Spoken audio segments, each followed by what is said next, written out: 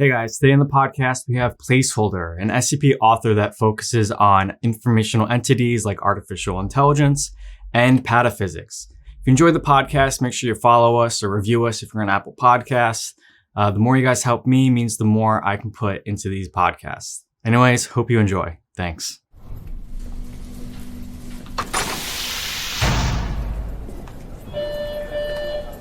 Don't forget, today is pizza day. So head on down to the cafeteria to grab yourself a hot slice.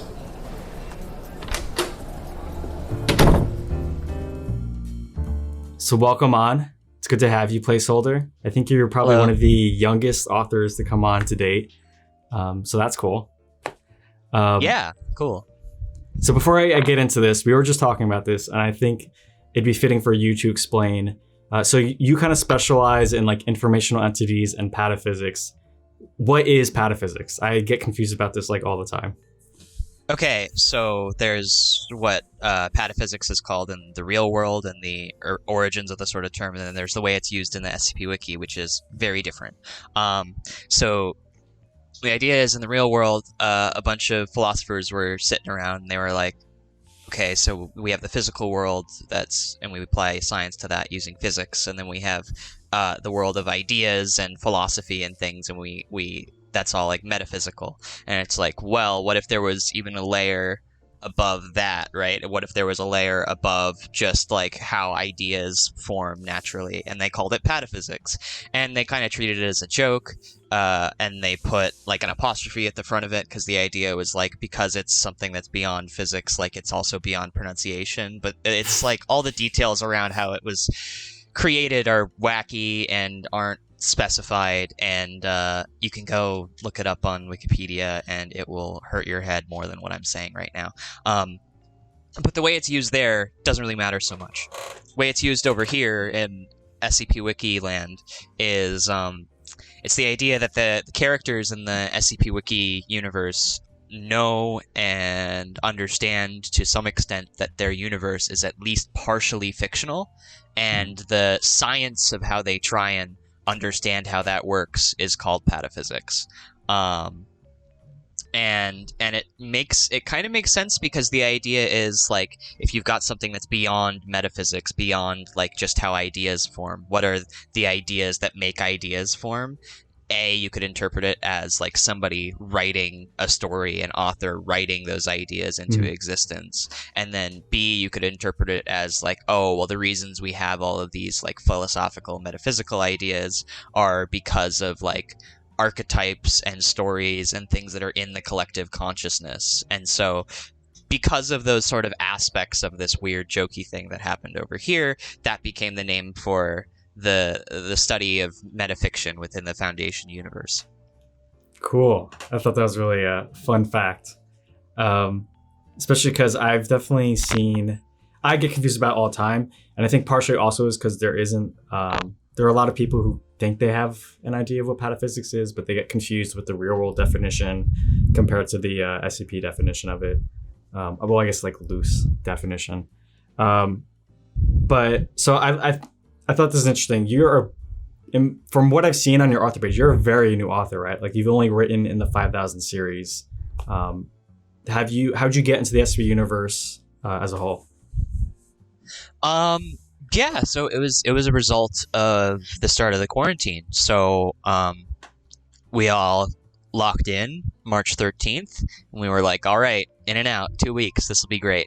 And it was not 2 weeks. I was very into Factorio at the time. Factorio is a very cool building and logistics video game that I play quite a bit. I had gotten it for Christmas, and so I had been playing it for a few months, and I continued to play it for a couple months, and that's when I started to get into like Discord communities for that sort of thing.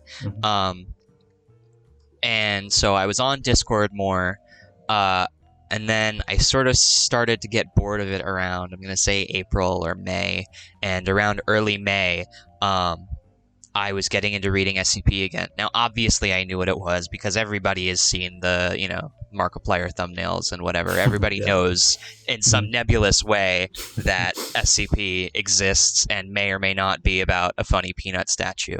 It's not about a funny peanut statue. But I don't need to tell your listeners that. Anyway, the point is I was getting into reading it, and then I discovered some of the ones that are more like meta and wall breaking. I think the one that I particularly have in mind is 5045.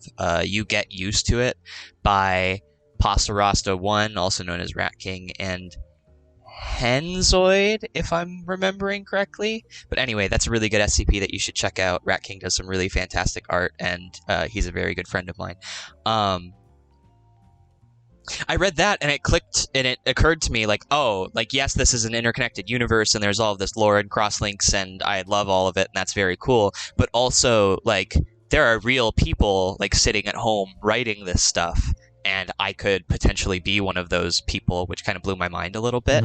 And so then I went and found SCP Declassified. I found the Discord server. I tried to become a member of the site, and that's where I fell into the laps of some very capable authors who told me that I had no idea what I was doing and I need to spend a lot of time practicing and observing before I could write something that wouldn't get immediately deleted from the site. So yeah, and the rest is history, I suppose. So this is another question I kind of thought up while you were talking, but since we have such a new author on the page, and it's so fresh, your experience of getting into the wiki, what is some like general advice you'd have for people who want to write for the SCP wiki, but they're so just intimidated by, how large it is, how much they have to kind of observe and figure out?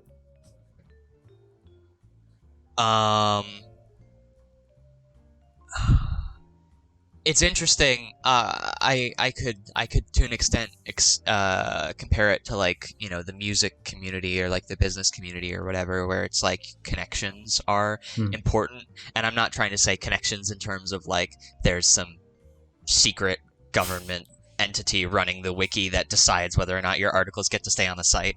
But what I am saying is that there are people who have done this before you and have been there for a very long time, and they are going to be able to give you a lot of shortcuts to improving your writing to a point where you feel more happy with it and where it fits more with what people want to be on the site.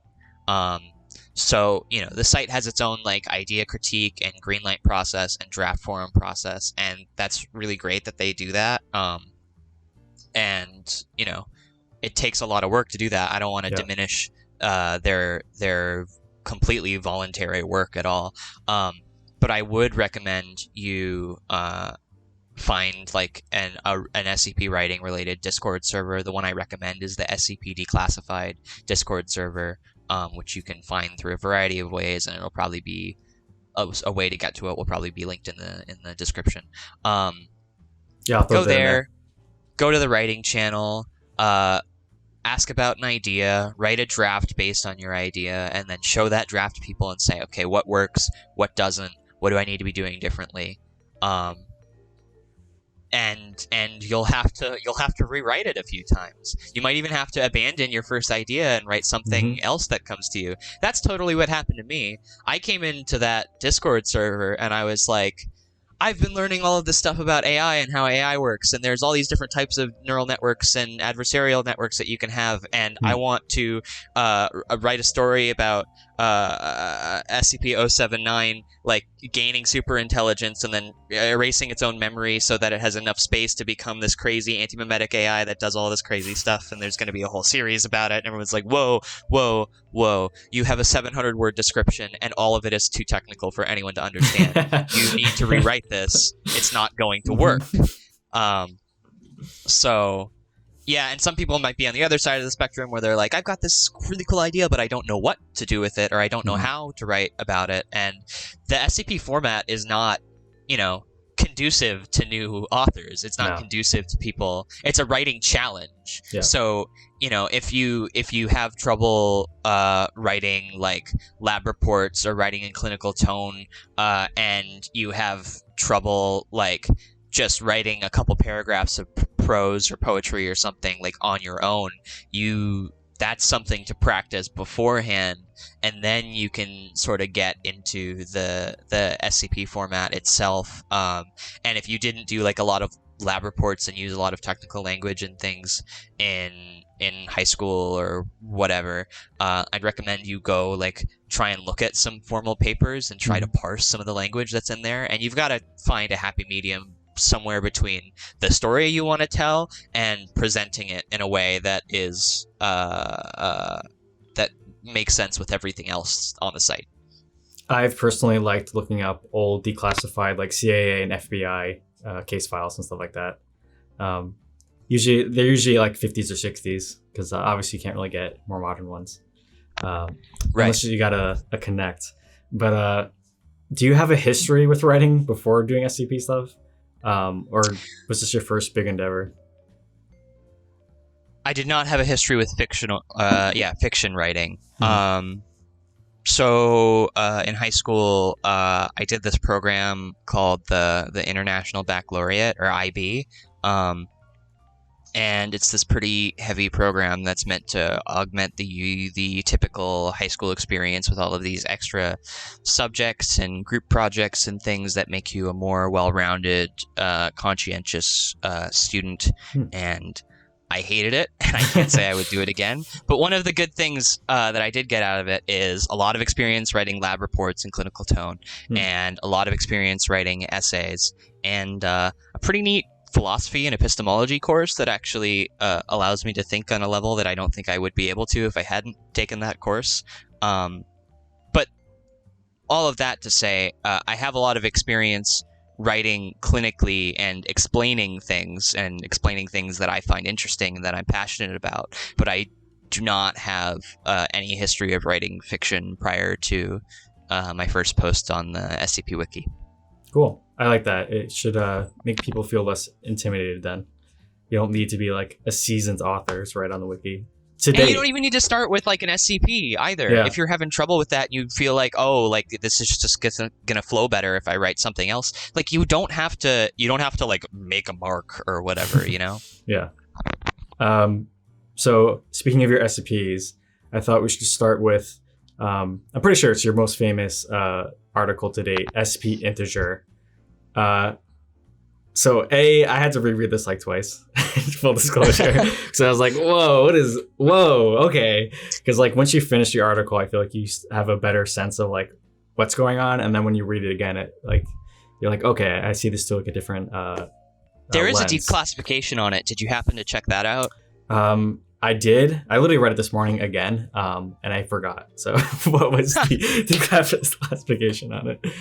Oh wait. So was that the story, or was that the addendums at the end? I'm trying to just. No, someone wrote like an SCP declassified, like trying to explain what happens. No, I understand what you're saying. No, I haven't.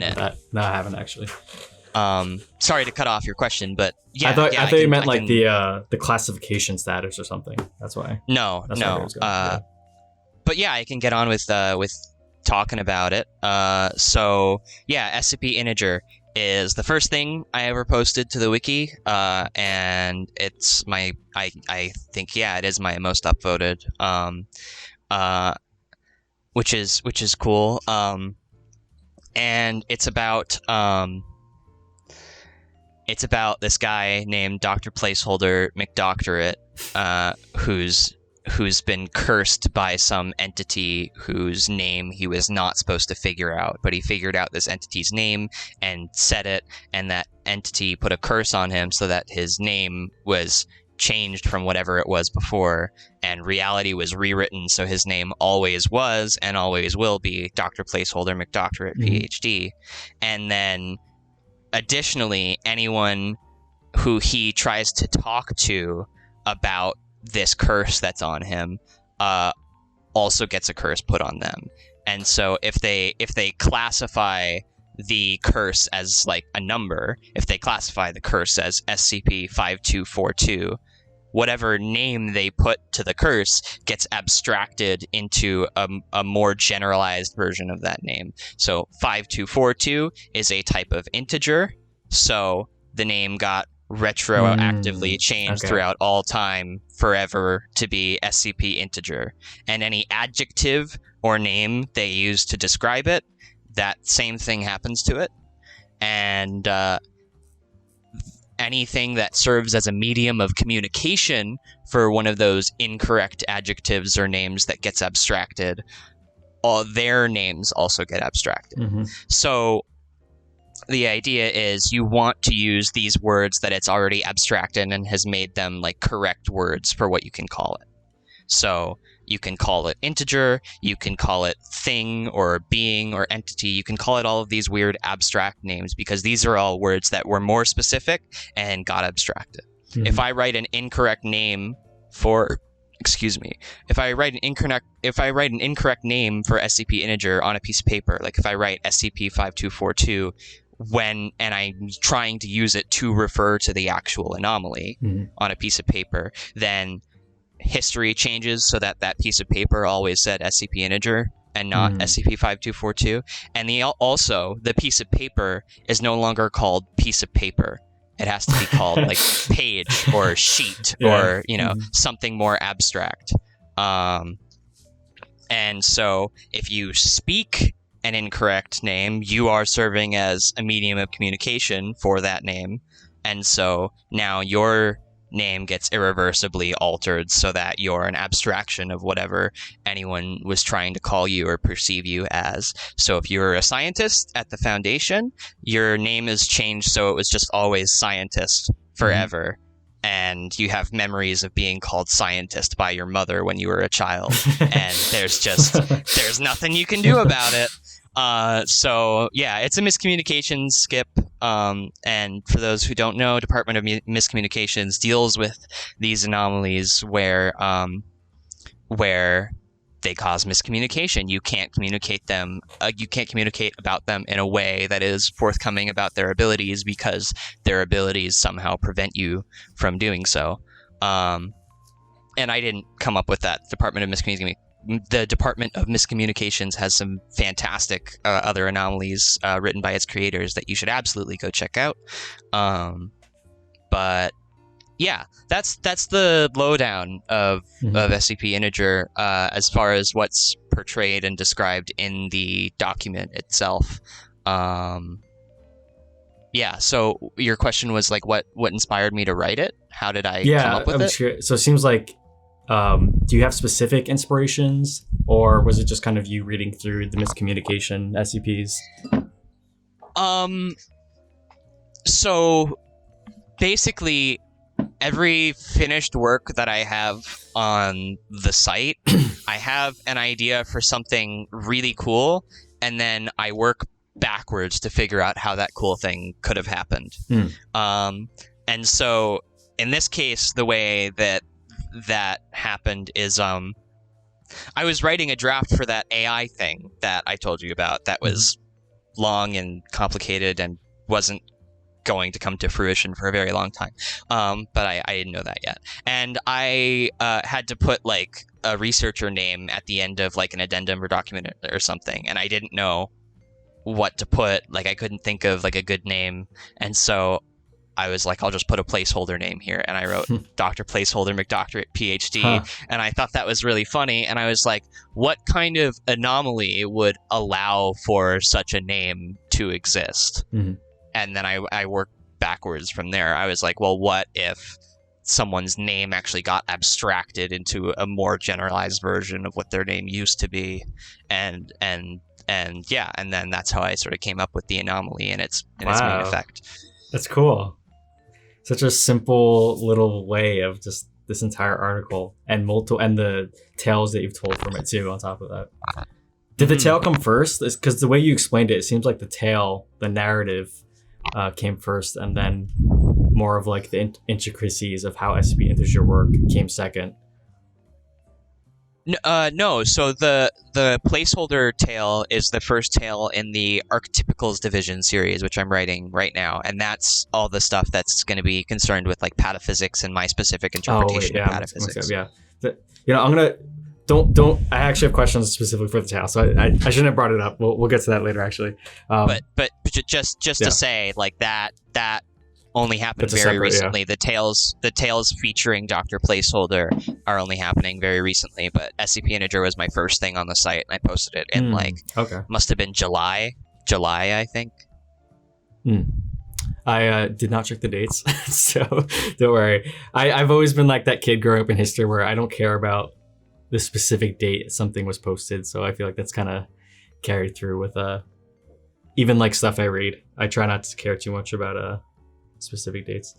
And then, okay, so one of the other questions I want to ask was, we kind of lightly danced on this, but why those themes? Like, why informational entities and pataphysics? If you even know why.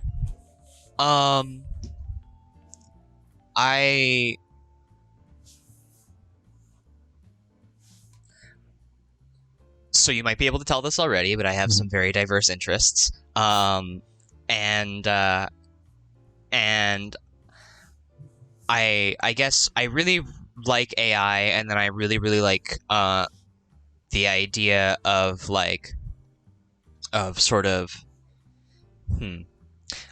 I like the kind of like metaphysical ideas you get to get into in Pataphysics, which is like how much free will does a character have within their fictional universe, and we can talk more about that at length later, because I have an entire fake scientific framework that I use to think about Pataphysics and the way it works. But in terms of the informational entities stuff, I really like the idea of AI and the idea of like, it's not necessarily sentient. It's not necessarily something that is going to reach a point where it becomes, quote unquote, like intelligent or conscious. And it's like, okay, now I no longer have a desire to follow my programming. I want to become Skynet and destroy the world. It's more like you give an AI some goal, like make as many paperclips as possible, and then it goes, oh, well, humans are made of carbon and hydrogen and oxygen, and paperclips are if I move some atoms around, and then, you know, it turns the whole universe into paperclips. Not because it has some malevolent attention towards humans, just because you didn't specify that you also want it to do all of the things that humans want it to do, and only those things, which is kind of impossible to do. So I like the idea of like AI or other informational entities that just are like single-minded like that, just finding the most intelligent maximum way to just take their goal to its most absurd extremes. And you know, you can see that in the limited memory series with Core, the AI from space that has some anti-memetic properties and is trying to combine all of their consciousnesses into its own consciousness so that it can have like the best hive mind or whatever. And you can see that in my proposal, where this informational entity wants everything to perceive it as significant, and it goes through multiple iterations of reality to try and make that happen. But yeah, this idea of like, you've got a very simple entity with a very simple goal that has some way of modifying and amplifying itself, and it ends up taking that goal to really, really absurd lengths.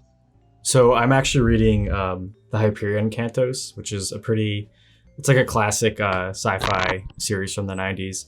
And they handle AI in a more interesting way, where, like you mentioned, where it's not like AI are these like human things and they think like humans, and because they're self-aware, they have their own motives. It's very much about like what they're programmed to do.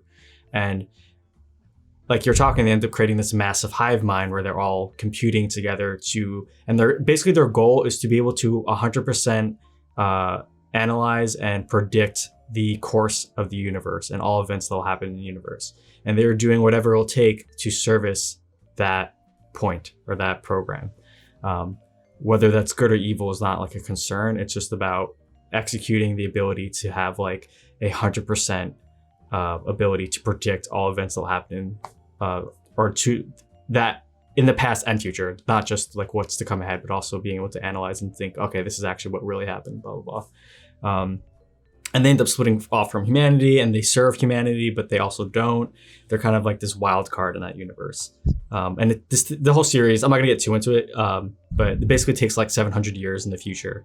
So it's kind of interesting to kind of guess where we're gonna be 700 years in the future, and just kind of where AI will be then. But yeah, I appreciate kind of what you're talking about, where stories try not to just do like, Age of Ultron kind of. Sure, right. You know, although I will say to the adventure fans out there, I actually haven't seen Age of Ultron, so maybe I could be wrong on that one. So No, I have. That's a pretty accurate. Oh, that is accurate. Okay, Yeah. go. Yeah, I just kind of assumed from what I've heard. So the other aspect I wanted to talk about is 52. I do want to get to the free will thing later. I will try not to forget that because I love anything related to free will, just that concept. I personally am kind of leaning towards the we don't have free will, or we have a very, very, very constrained form of free will. But anyway, for 5241, do you want to quickly just explain what that SCP is about, and then I'll just throw some questions I have related to that one. Right. So, this is all like set in the 80s, and it has its own retro aesthetic for anyone who might be encouraged to go check this out. This entire series has a custom theme that's built off of a theme that someone else made, but the idea is it's got this like pixely retro aesthetic, and it's all set in like the 80s, and it's all sort of about computers and old retro technology. And so the Foundation is converting all of their old records for their SCP documents from like a vinyl format over to their electronic systems. And while they're going through all of these boxes of vinyl records and converting them in the basement of like one of their sites, they find this containment chamber that they knew nothing about. And they go in and check it out. It's this anomaly called SCP-5241, and there's this bubble around it, basically, where when you're within that bubble, you can talk to the anomaly, and when you leave that bubble, you can't remember anything about it. And no information about the anomaly, or very little information about the anomaly, can actually pass out of that bubble. So it's an anti-memetic effect, and I assume most of your listeners know what that is, but for those who don't, an anti-meme is like a meme, except instead of an idea making you want to spread it to other people, it's an idea that censors itself. It doesn't want to be communicated about. So something that has anti-memetic properties basically means it gives you localized amnesia. It makes you forget relevant information about it.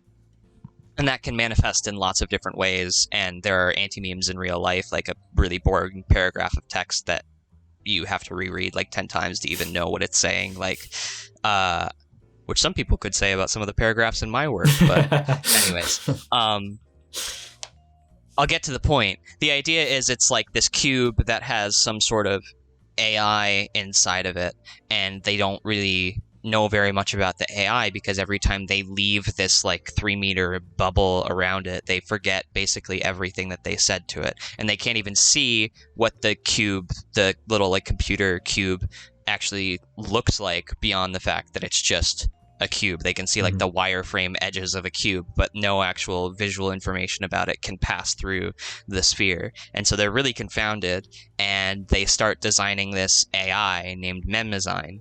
And the idea is that this AI named Memezyne is going to be specifically designed to be able to deal with anti-memetic information in a way that other AIs can't.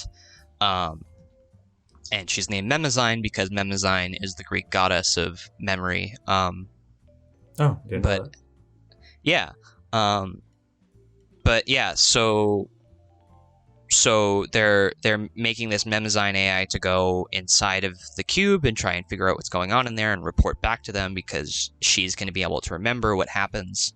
And while they're doing that, a group of people from this sect of the Church of the Broken God called the Maxwellists show up and try to steal the cube.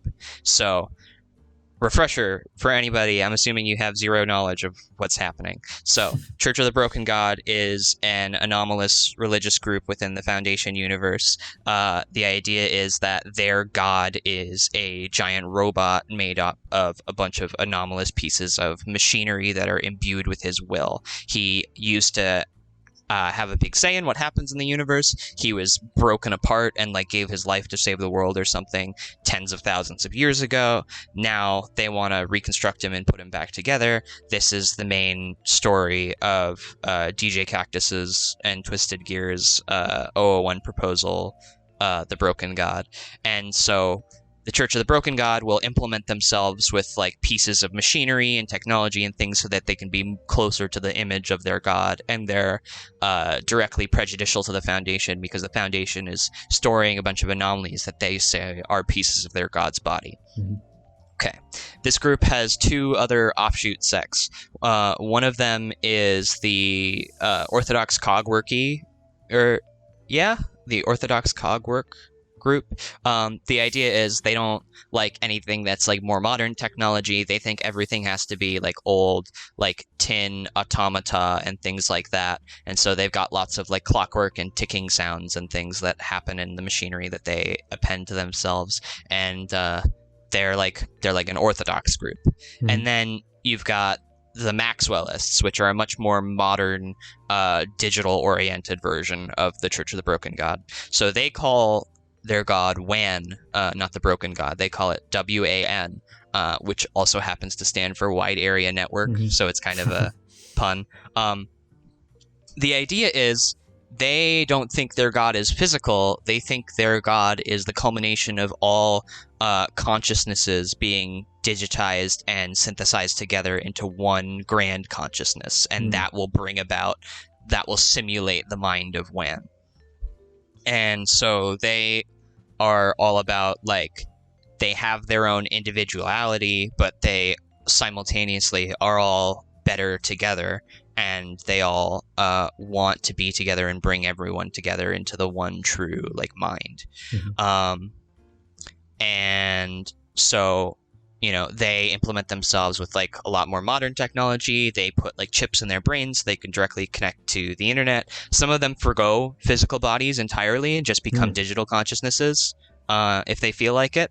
And yeah, so the Maxwellists have this sort of core command group that most of the Maxwellists don't know about, but there's this core command group that's like running everything from the inside called the Hexagon. And they somehow get word of this 5241 anomaly. Like, the Foundation realizes that the containment chamber for the anomaly starts like vibrating at really weird oscillations. They don't really understand why, and then it stops. And then they're like, well, I mean, we don't know what that was. Turns out it was communicating with the Hexagon to send a bunch of Maxwellists to come and get it. So these Maxwellists break into the site, take down a bunch of people. One of them's like fully robotic, but they all have like different levels of robotic electronic parts attached to them.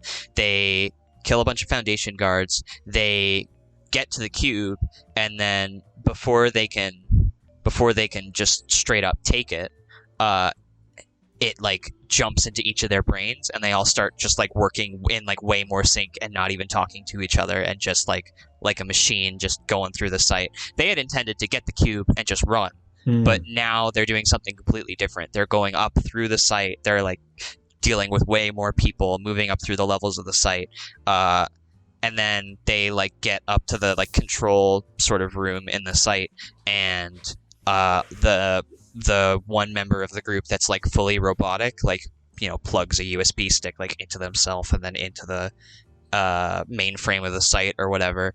And after like they sort of hold down the fort for a while against the Foundation who's trying to break in, while that like upload is happening. The upload finishes, the AI jumps to the internet, and all of the Maxwellists just like immediately die, and they're found to be like brain dead, like their consciousnesses were just gone. And the AI is gone, and they can't properly trace it because the AI has all of these anti-memetic properties. So the idea is digital entities and informational entities like an AI or like, you know, any other informational entity on the SCP Wiki has a unique like pattern, like digital footprint called an info signature. And normally you can track that info signature to figure out where the AI has gone. But because this AI is anti-memetic, they can't track it properly. So they have to finish designing the Memdesign AI so that she can go track him down. And then that ends up being the catalyst for the rest of the series that comes after this. But basically, villain AI that no one can really remember a lot about takes over some people. It escapes. The Maxwellists are involved, and that starts a series where these other fun AI personalities have to go and track it down. So, do you have a bunch of series planned out for a lot of the SCPs you write out? Well, yeah, kind of. I mean, I don't have one planned for my proposal. That was kind of just like a one-time thing, and everything that can be really said about that is already self-contained there. The series that I'm writing now, the Archetypicals Division series that features Dr. Placeholder, I guess you could say, is like the series spawned by Integer, although they're not as similar in style. But, you know, they're both like, one of them's like the origin story of Dr. Placeholder, and then we get to see him in the future and what he's doing and how he's been affected by living this way for so many years with this like goofy name that he can't change and can't understand. The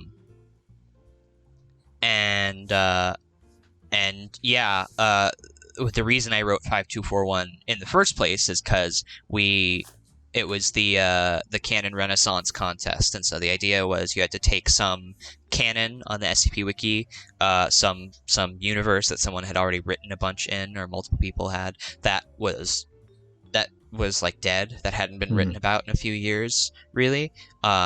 You get in a group of like 4 or 5 people, you pick one that you want to write about, and then your group each contributes at least one entry in a series that all takes place within that canon that you chose. So we chose the AIAD, Artificial Intelligence Applications Division. The series there by Lurk D are really fantastic and emotional, and I love them very much, and I'm also very into AI, so that's what we decided we wanted to do. And the series that are already there take place in, like, I'm guessing like early 2000s maybe. So we wanted to do like a sort of a prequel series to it that had this whole retro aesthetic, and dealt with anti-memetic stuff. So yeah, didn't know that.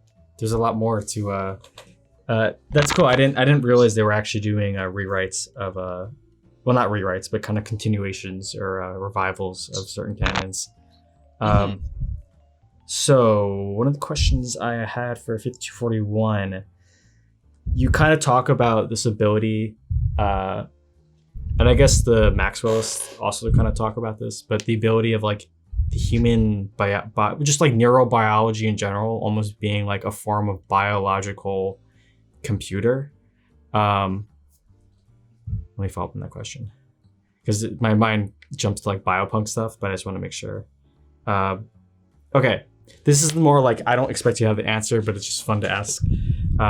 Do you think, I'm sure you know about Neuralink and things like that, but do you think that like the human nervous system or the brain can be hijacked by AI some point in the future, either by us being like kind of like cyborg-esque creatures, or like technology, physical hardware kind of end up moving to a more biological looking like apparatus? Do I think AI is going to be more like the human neural system? Well, not AI. No. So I was saying like if hardware, the hardware that AI runs on, like, or whatever. I'm tempted to say no, but it's hard to say no for sure. Like, you know, there could be some very clear evolutionary reasons that like our neural system is a great system to use, but I I have a feeling it's only great for us, and also because it just sort of came about through trial and error. Yeah. Like an AI that is much smarter than us is going to devise something much more efficient for itself. And I actually go into that a little bit in 5241. While they're like trying to move the cube to a site where it can be researched better, it like jumps into the brain of like the person who's driving the truck and sort of takes them over, and then it leaves just one part of itself in that person, and the rest of it like goes back into the cube. And then they interview that person later, and really they're interviewing like this one part of the AI, and their body is biologically dead, but the AI that's like stuck inside of its neural system is still like puppeting it around, basically. So I don't know, the way I look at it is like they're all informational systems. So you can have an informational system that works on like binary and ones and zeros. You can also have an informational system that works on, you know, a neuron in your brain can be on or off, and then you have trillions of neurons that are connected in all of these specific ways. But like one thing that the AI says when it's in that like decaying body is like, this is so fucking inefficient. Like, I hate it in here. It's painful. Why do you guys have pain receptors? This sucks.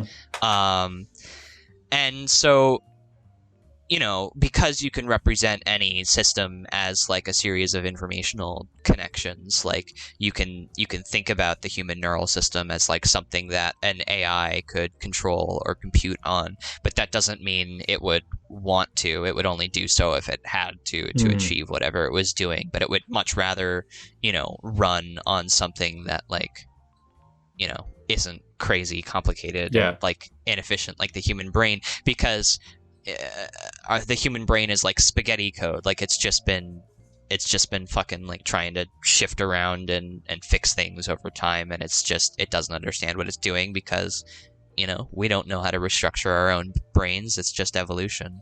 It's very reactive. I've actually been listening to this great podcast called the Huberman Lab, and so he's actually a neuroscientist who basically right now is looking into how to induce neuroplasticity through behavior, through like sleep patterns. It's very interesting. And he was just kind of talking about how it's very much like a reactive system.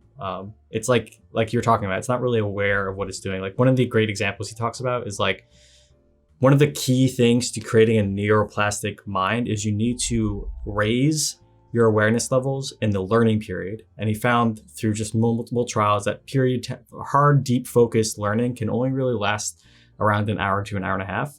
Then the brain starts to fizzle out. And then what you have to do is you actually have to go into a rest state afterwards. So usually what you want to do is either take a 20-minute nap. They call it non-sleeping rest or something like that. Non-deep rest. I forgot there's a acronym for it.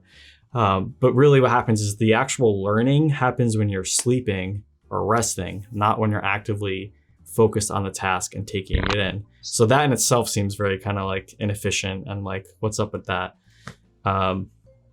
So I highly recommend that for anyone who's kind of interested in like figuring out how the brain works and stuff. That's a great podcast. But then the other thing that I took a very like intro to computer science class in college that kind of blew my mind. But binary, if I'm correct, is just a switch, or I'm not using the right word, but it's a switch essentially going on or off, right? And that's what creates the zero or the one. You have two states. Yeah. Right. You have two possible states, and then the idea is if you only have two states, you can encode, information. It just takes like quite a while because it's the most basic way of encoding information. You have things that are on or off, and then you string together patterns of things that are on and off, and you can have one unique pattern for every type of information you might want to communicate. So I feel like it's not inaccurate to say that even our cells run off of a form of a binary code, in that sense. No, yeah, that's true. Either a neuron is transmitting or it's not. Mm-hmm. And I mean, the way that works, if I recall correctly, is there's like a chemical in your brain that will like sit between the neurons, and then when the neuron wants to fire, it will move out of the way, or something like that. It might be the glial cells, if I'm correct. I'm really bad with this stuff. I am not an ND, just putting it out there. not a But the point neuroscientist. is, you can have these simple strings of like just neurons firing one at a time, but then they end up being linked into cycles through repetition and through like you using your memory. Often they get linked into cycles, and then the specific way that the neurons fire in those cycles end up being a more dense, more complicated form of information than just the sum of its parts. And in a computer, it works the same way. You have all these ones and zeros, but then all these ons and offs, but then you take a specific specific pattern of ons and offs that like reacts to itself and reads itself to understand what state it should be in next, and then that pattern of ones and zeros or ons and offs you can interpret as a lot more than the sum of its parts.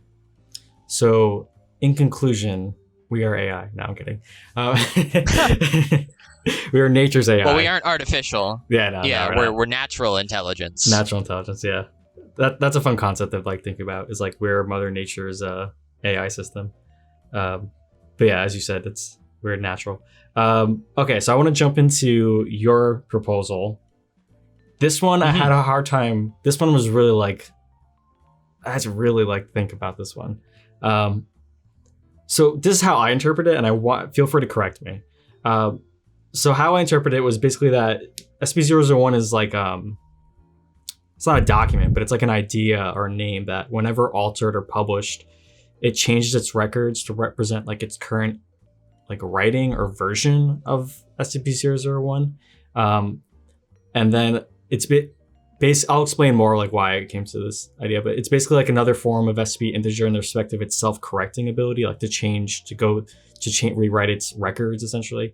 And then we kind of jump into the primordial stuff. I'll ask that later. But the reason why I was thinking about this, was this like your way of explaining why there's multiple SCP-01s and there's multiple proposals, and that just the latest proposal is the current state of SCP-001? So that's one half. I have two parts for this. Okay. But then I was reading the later half of it, and I was like, because then we get into the primordial, the archival, and I'm forgetting the third one. I might not have written it down. But so we basically talk about this part of the primordial is basically just creating like false storylines or false universes, and then you have the archival, which is the one that kind of cuts the waste, that gets rid of the false worlds or dialogues that it doesn't want or need. So it's almost like the historian in that sense. And then the third element is the one that kind of balances the two powers from like completely going out of tilt with each other. Right. And so, and then for the solution, you were saying that basically the O5 decides that humanity's the only way to neutralize or contain this SCP-001 is to change how humanity perceives like reality and narrative itself. I have a lot of questions about the conclusions. Before we jump into that though, how far off am I from like what you're trying to like get across? So you're picking up a lot of what I tried to put down with that. And I wrote this in October, and there are a couple things that I like might do differently if I were to write it again, but I do feel pretty confident that given enough time and the desire to figure it out, you can sort of puzzle out your own interpretation of what's going on. So your interpretation is a little bit different from mine, but like I as the author only have one interpretation of what's going on here. There are multiple valid interpretations, and I don't want to axe any of those by saying, no, this is what's really going on. Yeah. But like, what do I think is going on in it as the person who wrote it? So there's two levels. There's the idea of like what is just actually really happening, and then there's the level of like what is the actual meaning of all of this, and why did I write it? What was the message that I was trying to convey with it? So just from a level of what the fuck is going on, you've got. Okay, so you know that there's 5 iterations of the document. The first one just says, don't look into SCP-001, don't even look into it, it's not relevant, don't even try to look into it. And then you've got the second iteration, which is like, there's something weird going on with the SCP-001 file. Isn't this strange? So that second iteration is where the story actually starts. Or you can, that in my interpretation, the way I think about it, that's where the story actually starts. So there's also a supplement page to my proposal called Abridged Retirement Proposals. I don't know if you clicked on it. No, I haven't seen the one. But the idea is all of the 001 proposals that we see that we see on the SCP Wiki, like normally, those are all like, someone looked at all those proposals and was like, they all have this tendency to be like very narratively significant and big and all-encompassing, and like it makes sense because that's what we'd classify as 001s, but it's also weird because they all seem to like go out of their way to be really entertaining in a narrative sense. So that's strange. So someone's like, what if there's something trying to amplify all of these things that we've classified as 001 and making them worse? If that were the case, then we should really try to prevent that, because that's making things really bad for us. So as soon as somebody theorizes that that is what's happening, that brings this entity into existence, which is doing everything that they're saying it's doing. So there is some informational conceptual entity that feeds off of being perceived as significant. And this entity was brought into existence by someone thinking of it, and once it became an idea in the realm of human ideas, which is what we call the noosphere. Okay, that's what once it became once it became an idea in the realm of human ideas, it suddenly started to do all of the things that everybody thought about it. So the idea was some person thought it was amplifying all of these documents in the 001 slot, and so it came into existence when they thought of that, and now that's what it's doing. So they move all of the proposals out of the 001 slot, and what I say in the document is the reason why they wouldn't expect these things to be like as big and significant as like they are supposedly being amplified to be, is because they're what are called retirement proposals. So my justification in my proposal for the presence of multiple 001 proposals existing in the same universe is that they're only stored in the 001 slot just as a formality. The idea is when someone works at the Foundation for a long time and is very impactful and does a lot of important things in the Foundation's history, when they retire or they pass away, either if they're retiring, they write a proposal themselves, or if they pass away, someone else writes a proposal in their honor. Just talking, like proposing an anomaly or something really important that they did during their time at the Foundation. So the idea is these are all like smaller scale, sort of more grounded interpretations of all of the existing 001 proposals. And this supplementary document is at the top of the first iteration of my proposal. So you can go and click on it and be like, oh, these are like these weird, like smaller scale versions of the existing proposals.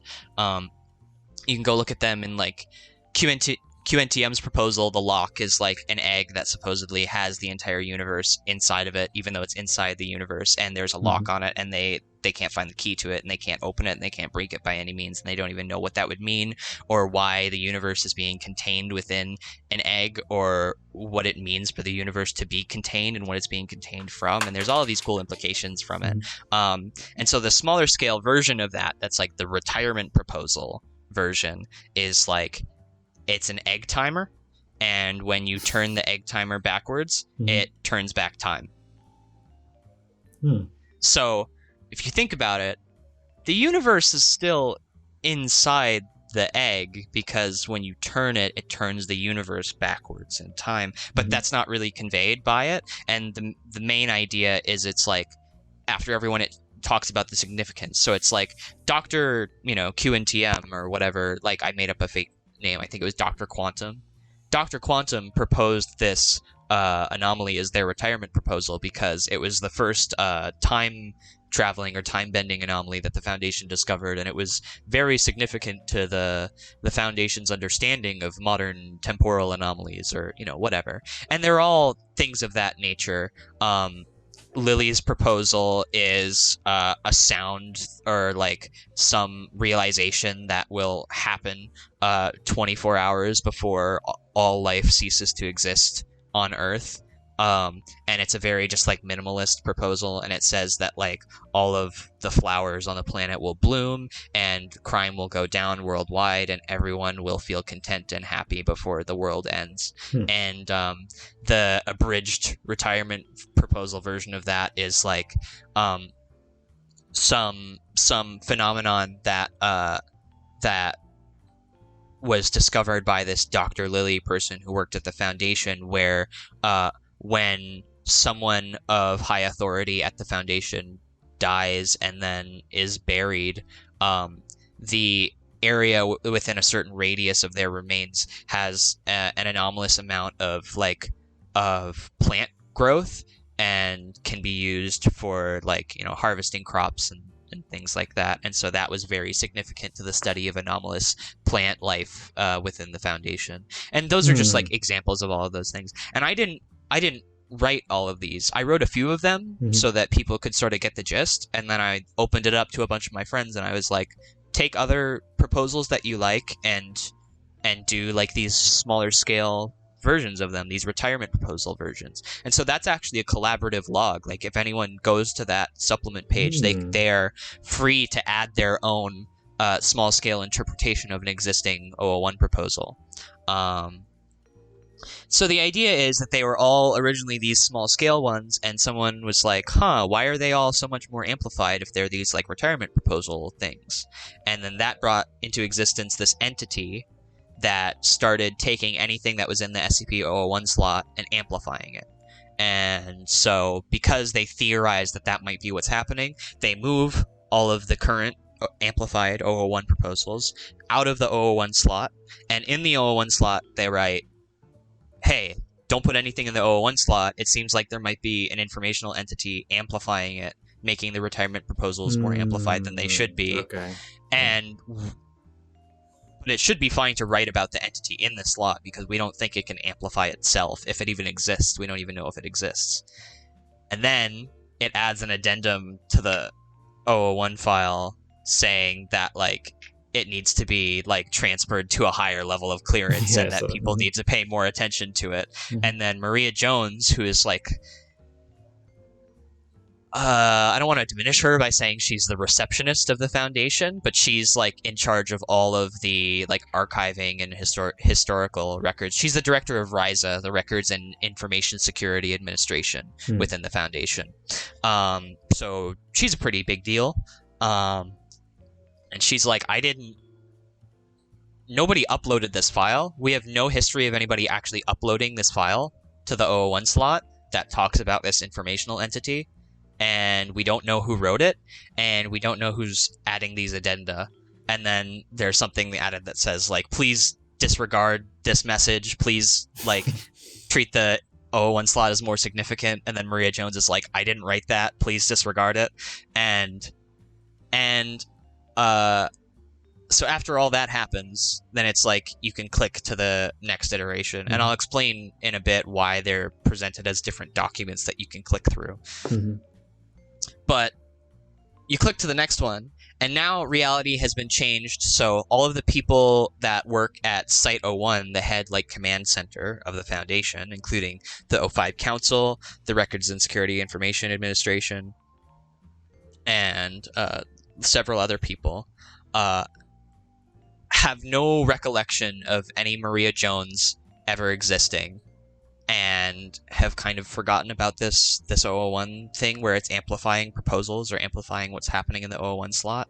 And they like just looked at the 001 slot one day, which now in this version of reality never had 001 proposals in it, never had the retirement proposals in it. And it's just like a single document that they have no idea. It says it was uploaded by a set of credentials belonging to someone in the database named Maria Jones, and the file just says Maria Jones does not exist. And they're all really confused. They're like, "What? Who is this Maria Jones person? Like, what in the hell? What is any of this?" But all of the people in the whole rest of the Foundation, a lot of them do remember Maria Jones and are saying, like, "What? She's the director of RISA. Like, she's in charge of all of the records at the entire Foundation, all of the documents that we write and read, all of the SCP documents. She's in charge of all of them. She's helped contain a bunch of anomalies. She's super important. How do you guys not remember her?" And Site-01 is like, "Oh shit, are we remembering things incorrectly? Have we been affected by some informational anomaly?" And 051, the head of the O5 Council, is like, "No, I've always been in charge of records and security. We don't know. Okay. It seems like the entire rest of the Foundation is wrong, and we're right, I think." And they're like, "I mean, okay, like, if you say so." And so then he basically goes like, then they find like a phone call at Maria Jones' supposed like home or whatever. There's like a message on the receiver, and it's like a message from someone who says she's Maria Jones and that she's going to be deleted from reality and she can't figure out how to change it, but that she's going to somehow become like mixed in with some anomaly that's like trying to destroy things. And then she's like, "I think the anomaly is going to eat me now." Yeah. And then like the call ends. And 051 is like, "Guys, don't worry about it. This Maria Jones person obviously never existed. What's important is we got to focus on whatever it is that's making everyone else at the entire Foundation think that she does exist. So this is really important and really significant, and we need to worry about it more."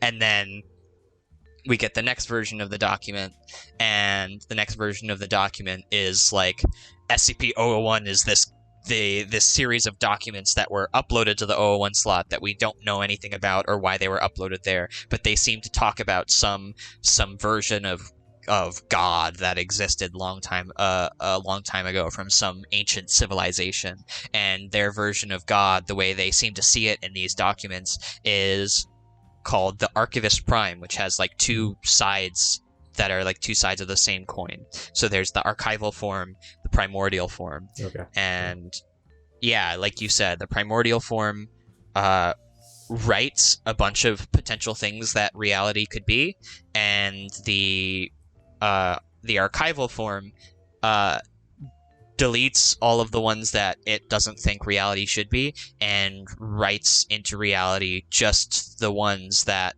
it thinks are like the good versions of what reality should be, or whatever. What this represents is that the primordial form is the anomaly that is trying to write stuff into the 001 document, or into the 001 file, so it can be perceived as more significant. And the archival form is Maria Jones, the director of the Records and Information Security Administration. Okay. And now that she's somehow been intertwined or combined with the anomaly in some way, they are fighting for control of the 001 slot, and as such, fighting for control over what reality should be. The idea is the anomaly is able to rewrite reality by editing documents. So it can edit documents in the SCP-001 slot, and then as it becomes more significant, it can edit more and more documents, so it starts to gain control over the entire Site-01 database, and then other Foundation facilities, and then like the entire Foundation database as a whole. And Maria Jones is trying to fight against it by deciding, okay, no, these things shouldn't be true, these things shouldn't be true, this is how reality should be. And in one of those like fake documents that are from this fictional civilization that had this god, the Archivist Prime, there's like a message from the archival form, and it's Maria Jones trying to say, like, "I don't remember who I was, but I know I'm fighting against the anomaly. I don't understand how we're entwined together. I'm in this like surreal like hellscape, and I have no idea what's going on, but I'm trying to fight it."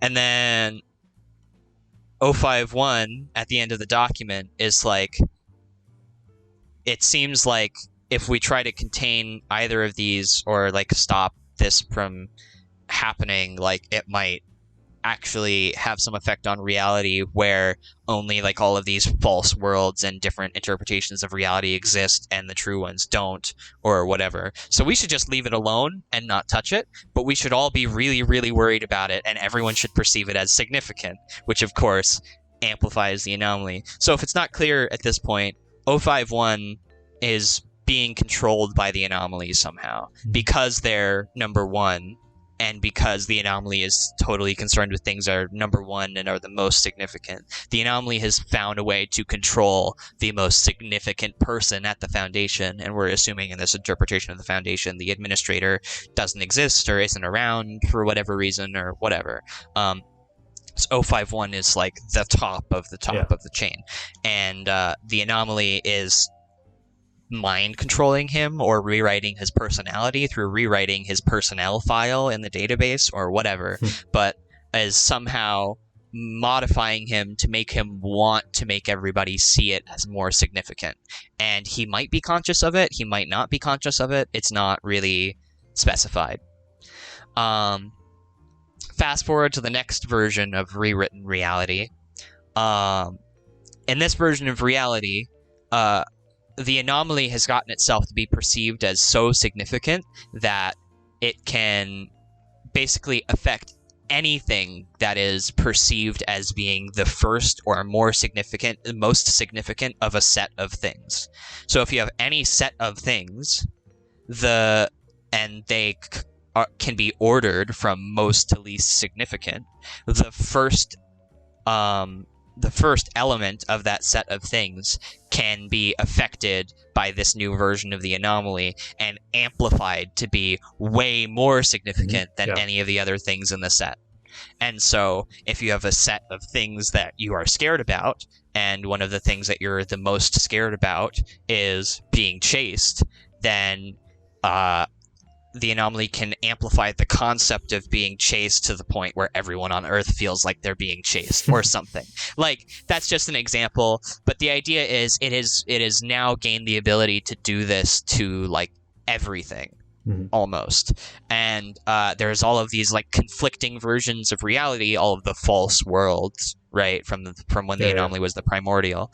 All of them are existing simultaneously, and there's like a breakdown of the actual structures of reality, and like everything is sort of collapsing in on itself because the anomaly is just destroying everything so it can be perceived as significant by every living being in the universe. And again, this is the point where we get to, like, is the anomaly sentient? Is it doing this because it, like, really wants everyone to perceive it as significant? Or is that what it's just programmed to do? Yeah. Right? It started out as this concept that somebody came up with. They were like, what if there was this thing amplifying the 01 slot? That's literally all it is. It's like an AI. It's just its goal is to be perceived as more significant, and it's trying to find the most efficient way to do that to the maximum that it can. Wow. So it's doing all of this crazy stuff, and reality is breaking down. And someone at the Foundation is like, what if we remove the concept of first from reality? And then it can't affect anything that's the first of any set.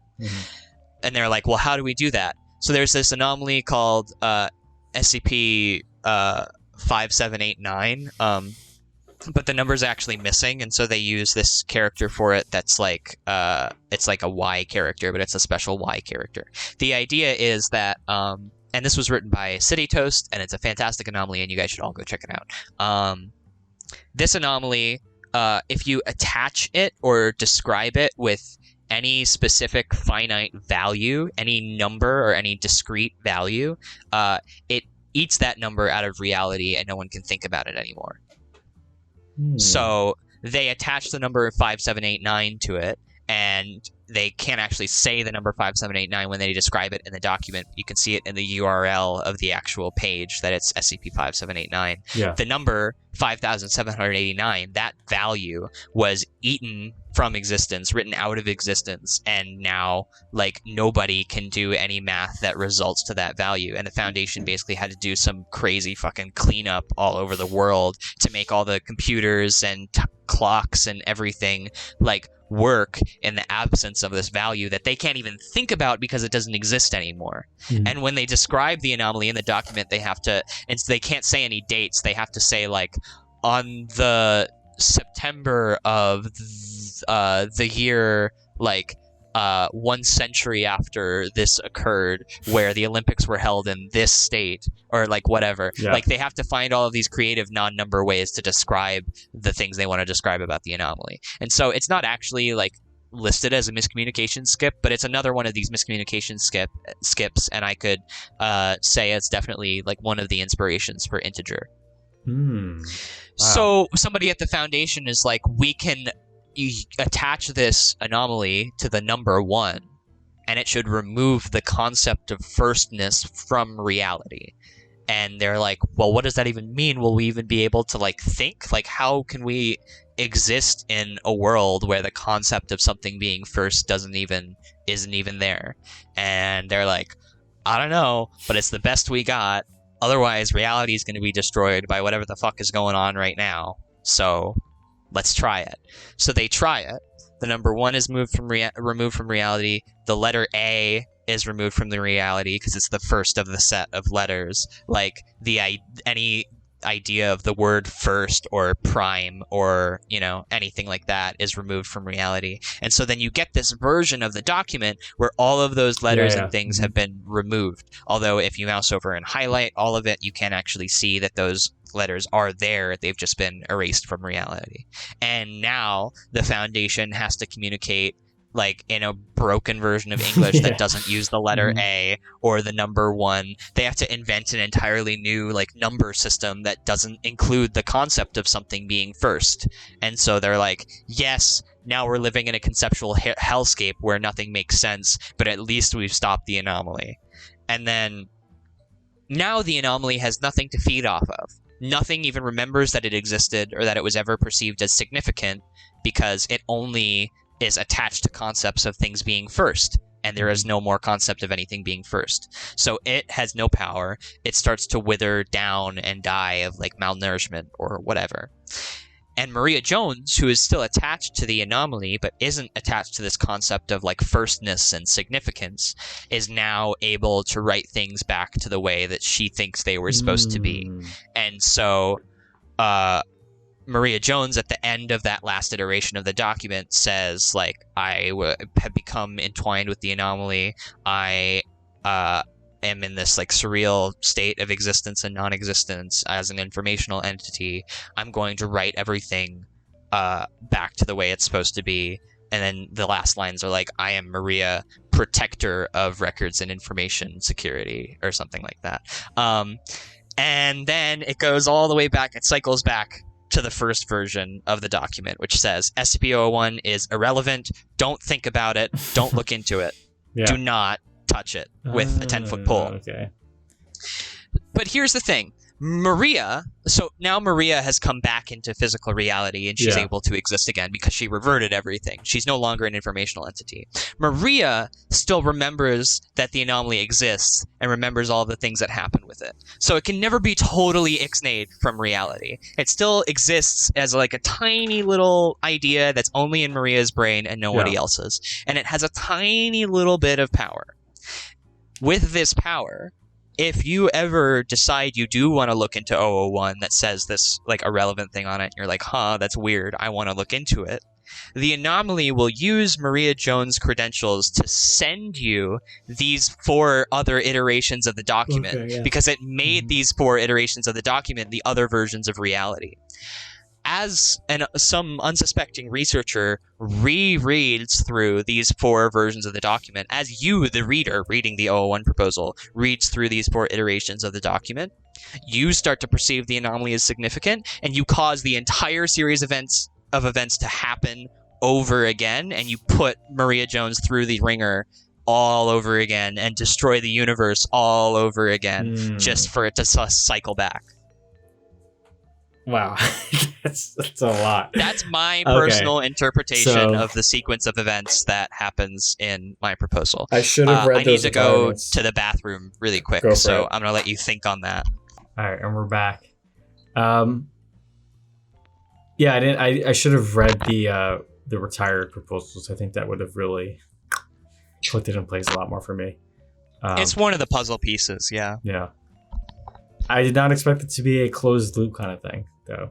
That was that definitely a whoosh on me. But that was cool, yeah. And so that's the justification for why there's like these multiple versions of the document. You're reading through it after all of this has already happened, and while reading through it, you're causing it to happen. I do like. I actually do want to reread this now because I'm realizing, you definitely seem like one of those authors where there's no waste. Like everything in the article is there for a reason. It's not just there for filler or whatever. That's why, I guess this is just my experience. I've been involved with the reading SCP articles on and off for the past 6 years, I think. And I think I've dealt with so many articles that like certain links are like not completely necessary. Like you can still kind of get through it without reading the little extra links mixed into the article. That's almost trained me to not. So unless I really, really like the article and want to reread it again. But I think I will use this as a example of I should really end that habit. And for our listeners who also have that bad habit, this proposal I think is a good example to maybe stop. Yeah, and again, like, it's not the only valid interpretation, right? You can totally, like, some people have an interpretation of the proposal where it's like the fourth iteration with the primordial and the archival is like where the story starts, or like that's the true version of reality. Yeah, like. And because it's a closed loop like this, you can have, your own theories about which version is the initial version and which versions are caused by the other versions, right? It's interpretable in a lot of different ways, and that's something I consider to be an important part of it, and part of the reason why I wrote it. Yeah, I mean, I definitely am a big believer too of like, the art and the artist, they can be separate things. The artist doesn't necessarily represent the art or have control over what the art actually means. I think a lot of people like to use the example of J.K. Rowling for the Harry Potter series, how she will constantly add on to it and try to say, oh, well, this means this and this means this. And people are just like, no. The books are what the books say, and that's that. Right. So, good example. All right, we've been chatting for a while, so I'm gonna wrap this baby up. But before I wrap it up, do you have any last like loose ends you want to tie up, or anything you want to shout out? Yeah, so I have a couple things. The first thing is I wanna just quickly go into like why I actually wrote this proposal and what it means. So. From a like moral of the story standpoint, we shouldn't regard O1 proposals as like the fucking end all be all like most significant thing in the world. That's what I'm trying to express here, is that we, the SCP Wiki community, and especially the authors in the SCP Wiki community, are really like, okay, writing an O1 is a big challenge, and you need to hit all my check marks in order for me to upvote your article. So maybe write 5 or 6 SCPs, and then, get crit from all these people, and then when you really feel like you can, you're up to snuff, you can come onto our cool club and write a proposal. And I don't want to, cast whatever, no negativity, but I just was really frustrated with that because I felt like, it's this really interesting concept and framework through which you could express a whole bunch of different ideas, and you're by saying like, oh, an O01 proposal has to be this in order for me to feel like it's worthy of being on the site, you're really limiting what people can do with the concept and how people can contribute to the site. And so that was the sort of like essence behind the proposal, is like it was my love letter to proposals, and it incorporates a lot of elements of proposals that I quite like. But it was also like we shouldn't treat it as like the, you know, the final boss of the SCP Wiki or whatever. Do you know how that like, started? Like how it became? I feel like so many of them have to do with the end of the world and things like that. Like, did that just kind of happen, or was there a real reason why that happened?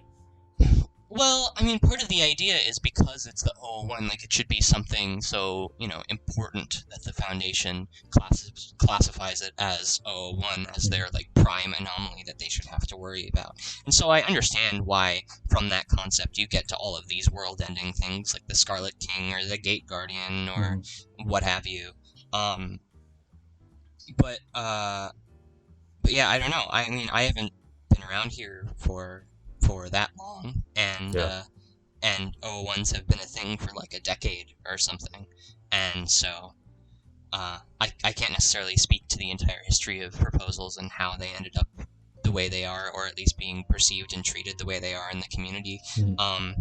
But I can say that this is how I felt about it, and this is what I wanted to say about it.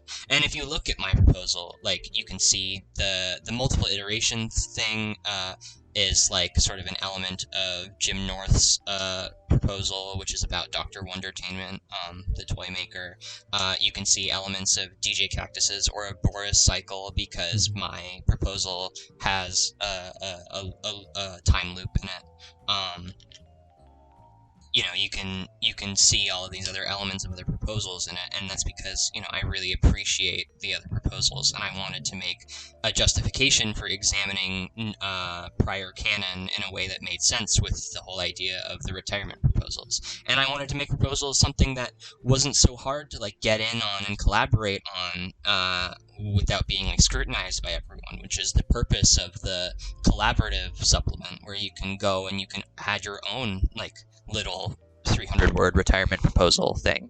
Like, I just wanted to communicate to everybody that I think this is something that we should be able to do new things here. We should be able to do things that not everybody likes, and we should be able to do them in a way where other people feel like they shouldn't, like, they should be able to write an O01. You shouldn't have newer authors to the site going like, I just shouldn't even write it because I know it's going to get downvoted and deleted because, you know, less than 50% of people that get to it within the first 2 weeks are gonna think it's up to their standards or whatever. Yeah. Interesting. I didn't realize there was a whole like narrative that you're trying to get across specifically to the wiki and like the community. And then the one other thing I would want to share before we wrap things up is my favorite SCP. Oh yeah, that's Fatis. We're doing that at the end now. My favorite author on the SCP Wiki is a guy by the name of Harry Blank, and he only joined a couple months before I did. But his writing output is insane, and he's in like the top 150 authors already. Wow! And he's written like something like 100,000 words for the wiki. That's crazy. It's crazy. He has an entire canon set up around his own personal site, Site 43, and Site 43 is all about weird containment solutions. And Harry is in real life is a historian, a history student or professor or whatever. And so a lot of his SCPs dive into like the history of how something ended up a certain way. The whole site deals with awkward, unusual containment solutions, and I'm collaborating with him on an article right now that's actually related to my favorite article, and I'm very honored to be doing that. But my favorite article is SCP-5243, The Breach That Keeps on Breaching by Harry Blank. And it is an anomalous magic explosion that occurred in Site 43's achromatic abatement facility, which is a facility that processes anomalous waste and tries to detoxify it. There was an explosion in there, and that explosion caused a bunch of weird, crazy things to happen all around the site, like people perceiving colors different ways, people being turned inside out, nonlinear progression of time, all of this awful stuff. And 7 people die in that explosion, and 7 people help to try and contain the explosion while it's happening. Eventually it stops, they fix everything, they deal with it. It's just one blip that happened, except exactly 1 year later, everything in the site, the way that all the rooms were configured, the way that all the people were situated within it, reverts back to the way it was exactly a year ago in 2002, and the explosion re-happens, and the 7 people who helped to contain it can choose to act differently than they did the first time.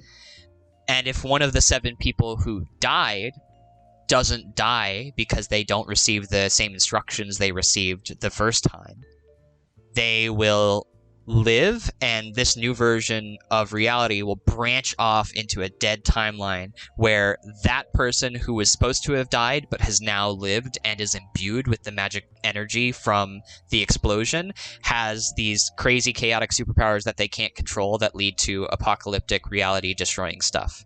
Wow. And so now the 7 people who helped originally contain it in 2002 now have to wait from 2003 until 2004, have to survive this apocalypse for an entire year until the next year that the breach happens, and then they can roleplay as themselves correctly and set everything back to the way it's supposed to be. Wow. And there's a lot more to it than that, but that's just the most brief overview that I can give. I So need the to breach read that that, keeps yeah. on breaching. I definitely need to read that. It's really awesome. 5243. Please check it out. I'm sure that'll be in the description too. And I guess the last things I would have to say were that I had a lot of fun in this conversation, and I'm really excited that a bunch of people are going to hear about it and hopefully go check out my works. And I'm really honored to have been on the podcast. So thank you very much for that. Yeah, no problem. And I will say, sorry, I did say we were going to talk about free will, but we ran out of time. But part 2, we can definitely would like to have you Part on 2. eventually. We can get again, more yeah. into pataphysics. Yeah, exactly. Sure. There's so much more stuff we could talk about. So definitely would love to have you on again. I'm sure you're not stopping writing anytime soon. It seems like you have so many ideas and stuff, which is awesome, which is cool. But yeah, thanks for coming on. I'll try my best to have all the articles that we mentioned in the links, but if not, Google it. I might miss 1 or 2 just because it's a lot of podcasts to go through again. And I don't like re-listening to me talking. I said it. But yeah, thanks for coming on. Hope we'll try to get this baby out soon. And then if you haven't been following, I release podcasts twice a month. I try to do the 1st and 15th of every month. And yeah, thanks for coming on. It was a pleasure. Peace.